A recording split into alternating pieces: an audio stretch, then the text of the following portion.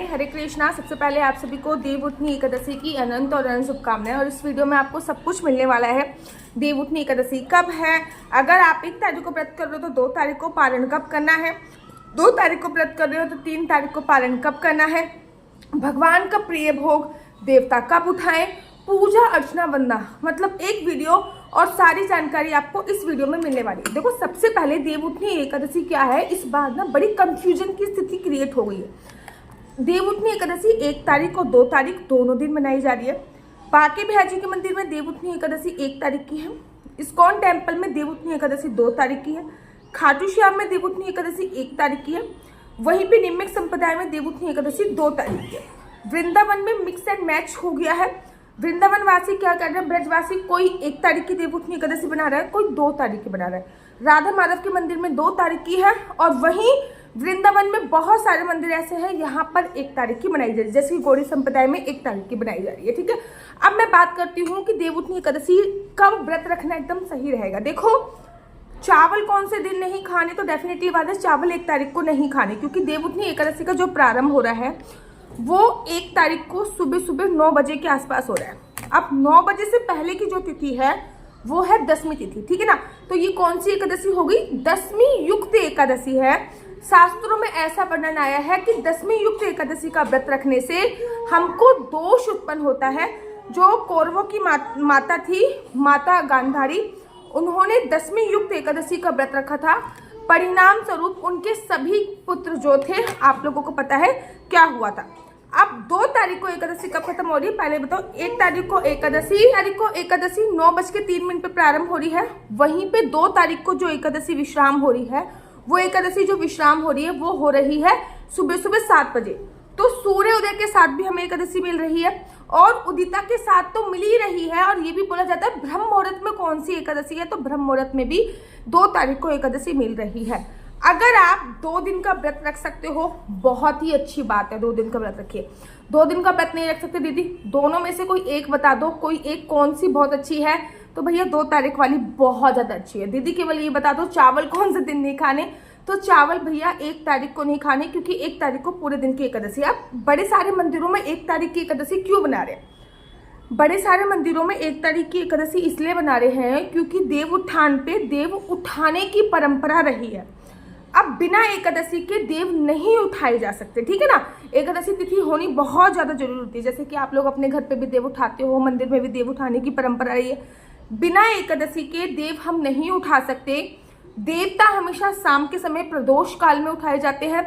2 तारीख को प्रदोष काल में एकादशी नहीं है, 2 तारीख को प्रदोष काल में द्वादशी तिथि है और फिर इसी वजह से देवता जो है वो 1 तारीख को ही उठाए जाएंगे। इसलिए बड़े सारे मंदिरों में 1 तारीख की एकादशी बनाई जा रही है। ठीक है ना, ये मैं आपको सीधा सीधा आपको बता दें कि आखिर बड़े सारे मंदिरों में 1 तारीख की एकादशी क्यों बनाई जा रही है। अब एकादशी का जो व्रत होता है वो त्रिदिवसीय व्रत की श्रेणी में आता है। जो 1 तारीख को व्रत रखेंगे वो 31 तारीख को दशमी के नियमों का पालन करेंगे।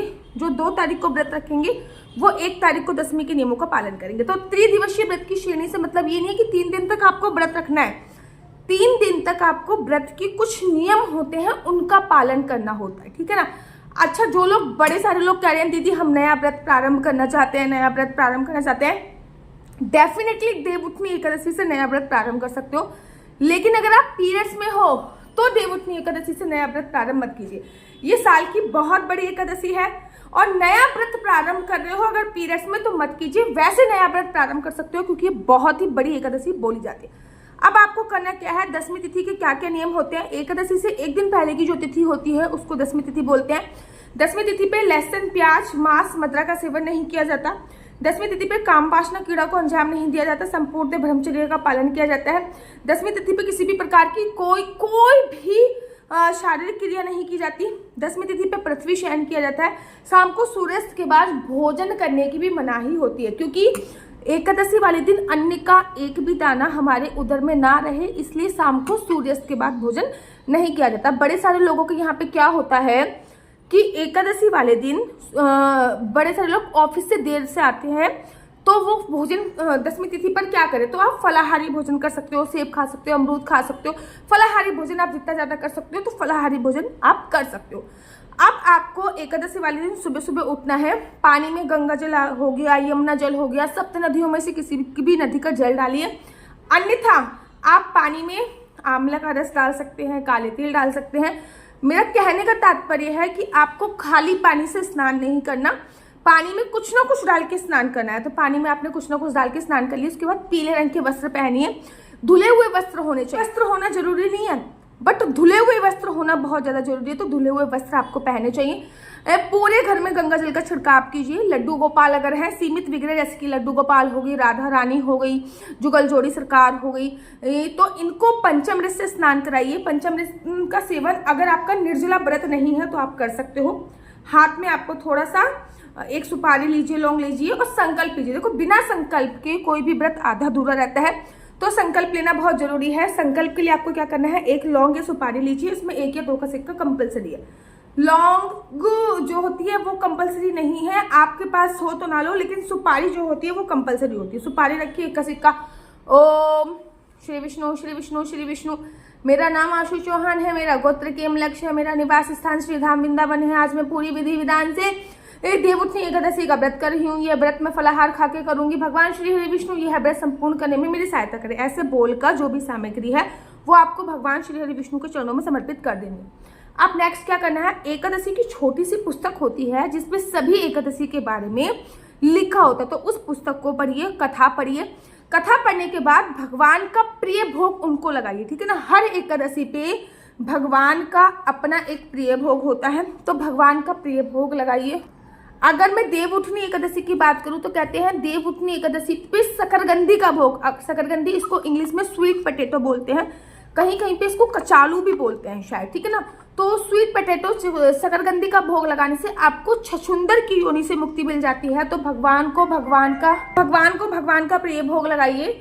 उसके बाद आपको आरती करनी है, ठीक है ना। अच्छा, जिनका निर्जला व्रत नहीं है वो शकरकंदी खुद भी खा सकते हैं, स्वीट पोटैटो का सेवन वो कर सकते हैं, क्योंकि वो एक फलाहार में आती है और आप उसका सेवन कर सकते हैं। उसके बाद आरती कीजिए, भगवान विष्णु को गोदी में उठाइए। मैं तो क्या करती हूँ, लड्डू गोपाल को गोदी में उठाती हूँ, तुलसी माता के पास आ जाती हूँ, तुलसी माता के पास लड्डू गोपाल को बिठाती हूँ, पहले तुलसी माता में जल प्रवाहित करती हूँ। भैया, मैं एकादशी वाले दिन तुलसी में जल डालती हूँ, मैं द्वादशी वाले दिन तुलसी में जल नहीं डालती। हमारे श्रीधाम वृंदावन में सभी लोग एकादशी पर तुलसी में जल डालते हैं, हम लोग द्वादशी पर तुलसी में जल नहीं डालते हैं। उसके तत्पश्चात आपको क्या करना है, उसके तत्पश्चात आपको तुलसी माता पे जल डालना है, दीपक प्रज्वलित करना है, तुलसी माता की परिक्रमा करिए। ये आपके सुबह की पूजा अर्चना वंदना होगी। अब बड़ी एकादशी है, मंदिर जा सकते हो तो मंदिर जाइए, शिवलिंग पे आप पास जा सकते हो तो शिवलिंग के पास जाइए, शिवलिंग में काले तिल डाल के जल समर्पित कर दीजिए। अब आप 11-12 बजे भीष्म पितामह को, क्योंकि कल से भीष्म पंचक भी प्रारंभ हो जाएगा, 1 तारीख से भीष्म पंचक भी प्रारंभ हो जाएगा, तो 11 बजे के आसपास एक लोटा लीजिएगा, लोटे में काला तिल डाल दीजिएगा, 2 लौंग डाल दीजिएगा, तुलसी का एक पत्ता कोई टूटा हुआ हो तो वो डाल दीजिएगा। और आपका ना ये जो पर्वत होता है, ये पितृ पर्वत होता है, दक्षिण दिशा की तरफ मुख करके, फॉर एग्जाम्पल एक टप है, मैं यहाँ से अपने पितृ पर्वत पर अपने पितरों के निमित्त और भीष्म पितामह को निमित्त याद करके, लड़की भी ये काम कर सकती हूँ, उनको जल समर्पित कर दूंगी। ये वाला जल मैं किसी भी पौधों में डाल दूंगी, क्योंकि ऐसा बोला जाता है भीष्म पंचक से अगर आप 5 दिन तक लगातार भीष्म पितामह के निमित्त जल तर्पण करते हो तो आपके पितर किसी भी लोक में होते हैं उनको मोक्ष की प्राप्ति हो जाती है। आप सुबह सुबह अपने देव सुला दीजिएगा, देवता सुलाते हैं ना, तो थोड़ी सी मूली रखकर, कपास रखकर, सिंगाड़े रखकर, ठीक है ना, गन्ने रखकर देवताओं को सुला दीजिएगा। शाम के समय अराउंड 6:30 बजे के आसपास सबसे पहले देवताओं को उठाइएगा, और देवता को उठाने के लिए उठो देव, बैठो देव, उंगलियां चटकाओ देव, नई सूत नई कपास देव उठाए कार्तिक मास, ठीक है ना।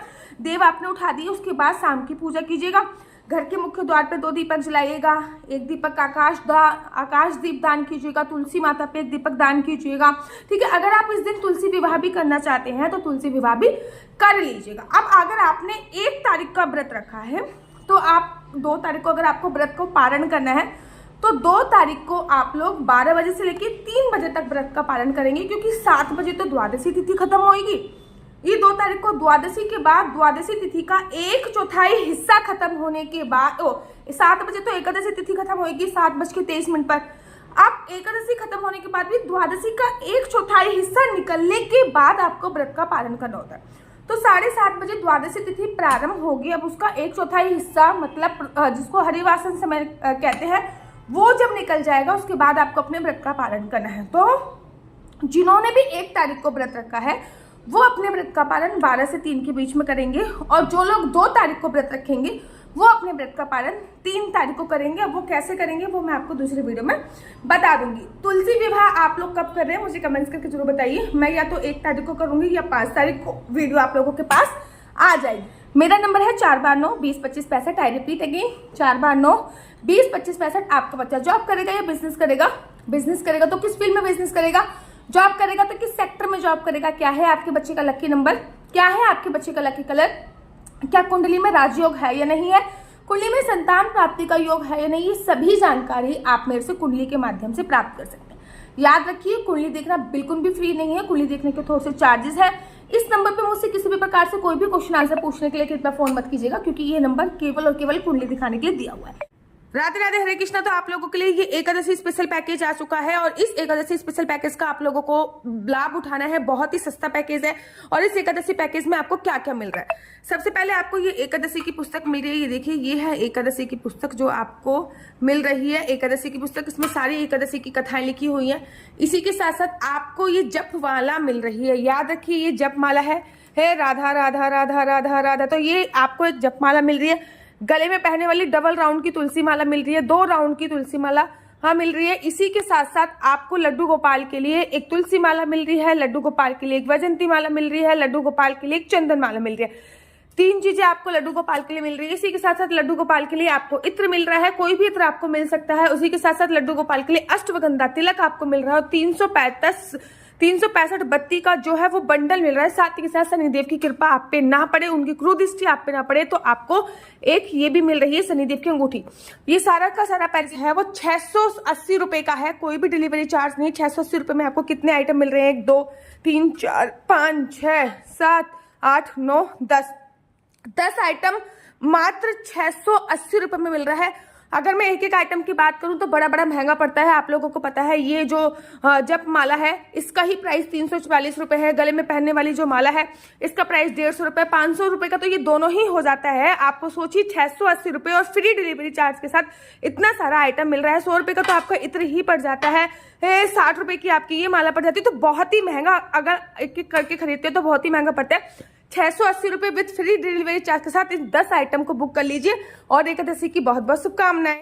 राधे राधे, हरे कृष्णा। तो यहाँ पे हम आप लोगों के लिए लेके आए हैं असली तुलसी माला। विभिन्न प्रकार की हमारे पास असली तुलसी माला है। 30 रुपए से प्रारंभ होकर हमारे पास 1100 रुपए तक की तुलसी माला है। जप माला है, गले में पहनने वाली तुलसी माला है, 1 राउंड की तुलसी माला है, 2 राउंड की तुलसी माला है, 10 साल तक चलने वाली तुलसी माला है, और डबल राउंड की तुलसी माला है, 3 राउंड की तुलसी माला है, गांठ वाली जपने वाली माला है, बिना गांठ की जपने वाली माला है, राधा नाम के लॉकेट वाली माला है, और लैब सर्टिफिकेट द्वारा प्रमाणित तुलसी माला है, जिसमें हम आपको लैब का सर्टिफिकेट देंगे कि ये असली है या नकली है। बहुत सारी तुलसी मालाएं हम आपके लिए लेके आए हैं।